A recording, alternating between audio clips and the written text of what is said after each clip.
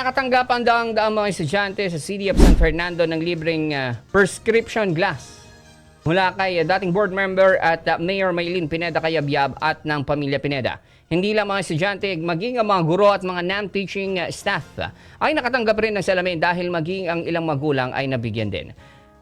Nakatanggap ang 687 prescription glasses ng mga estudyante sa Barangay del Pilar. Nabigyan din sila ng prescription glasses o ang mga estudyante mula sa Barangay Baliti o sa Barangay o Baliti Integrated School, Sindalan Elementary School, Sindalan National High School, Del Carmen Elementary School at Juliana Elementary School. Ayon kay Cayabyab, ang pagkakaroon ng malabong mata ay mahirap para sa isang mag-aaral. Kaya layunin ng kanilang pamilya na ikutan ng nasa 50 mga elementary schools at high schools sa buong syudad para matulungan na mapalinaw ang malalabong mata at libo-libong estudyante ang makaranas o makatanggap ng mas maliwanag na kinabukasan.